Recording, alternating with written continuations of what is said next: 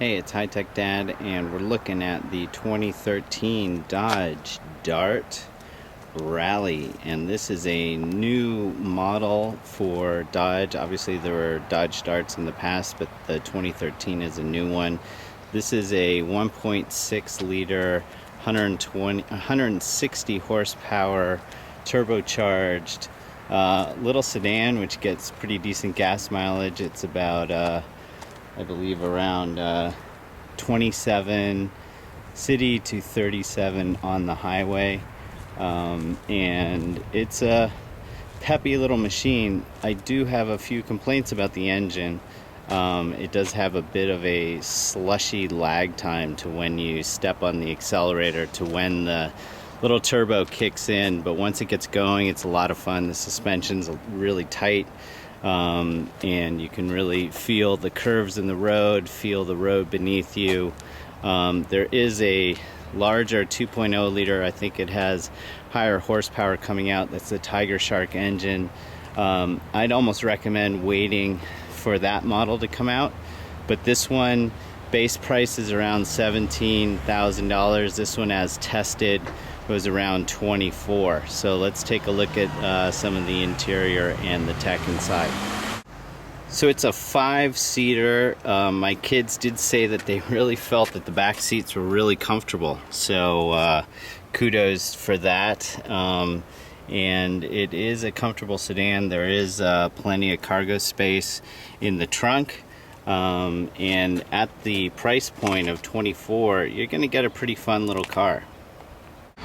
So in terms of the trunk, one thing that I found was interesting is that there's no way to open it unless you have the key. There's no handle or anything like that.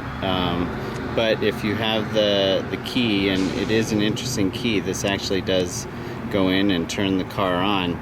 If you want to open the trunk, you just push twice and it pops open.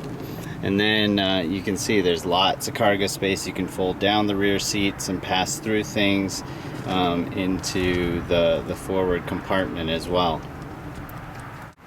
So this is the 1.4 liter turbocharged engine. Like I said, 160 horsepower. They are coming out with the 2.0 liter. I think it bumps it up to 180. So this particular model has a remote start, so you can double click here and it'll start up the car on its own. So if you want to like cool the car down on a hot day or warm it up when it's cold outside, you can do that and it'll automatically do that. And then you can turn it off, hopefully, by pushing it twice as well. So one thing I thought that was kind of innovative about this is they have a secret stash spot underneath the passenger seat here where you can stash other things. Not many people will know about it, but you know about it now. Anyway, great use of space there. And you can see the styling is very sporty, and with the white lines and everything really makes it feel like a little sports car. So as I mentioned, it's got a really unique key, and here's the key slot. So it does go right in here and turn on like a key, but it's not an actual key. So there we go, it's all fired up. So you can see the readout's pretty nice. You can actually cycle through a variety of things here on the dashboard. You can see my gas mileage I've been averaging about 26.7 miles to the gallon. I've been driving it pretty hard. It's got some other good readings here. You can get your instant miles per gallon, tire pressure monitor, temperature outside, speedometer, and your odometer, and how far it goes till empty. The nice thing is when this thing's full, and if you're not driving very aggressively, you can get about 400 miles out of a full gas tank here. So you've got your standard controls here. This is for cruise control, and over here you have voice commands as well as phone commands. You use these buttons to control the thing I was showing you on the front. You can have daytime running lights and fog lights that turn on. And then the nice thing is here, the 8.4-inch touchscreen. It's really easy to navigate through this, so kudos to Dodge for putting together some pretty good tech here. You can obviously cycle through the different radio settings. You can do Bluetooth and CD. You can also do other types of controls, control your climate. It's pretty easy to understand. The navigation is done by Garmin, and it's really, really simple. So if you ever have troubles configuring your GPS on other cars, they've made it really easy. You just say, where do you want to go? And then you can just plug in an address. You can also do this via voice commands, which makes it really easy.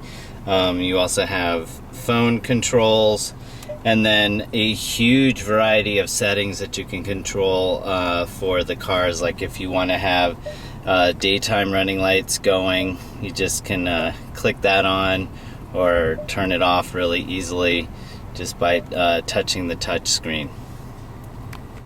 So as I mentioned, this is a turbocharged car.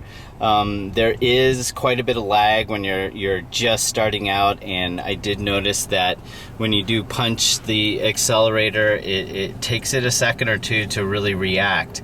But the thing that's really interesting is the shifting feels almost like a manual transmission, in that the red lines go up pretty high to 5,000, and then it shifts, so it really feels sporty as you're going through the gears. And this is a 6-speed automatic, which you can actually shift into sort of a manual automatic type of setup.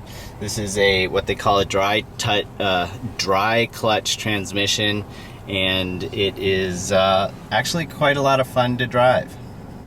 So one thing that's kind of innovative is the CD itself is actually in this this middle compartment here, and it has a little cover so that you don't get dust or anything inside there. So the Dodge Start's definitely a lot of fun to drive. I would hold off to possibly getting the Tiger Shark engine, which will be a little bit bigger, a little bit peppier, a little bit more powerful. But at this price point of 25,000, you are getting a lot of fun in a little package with good gas mileage.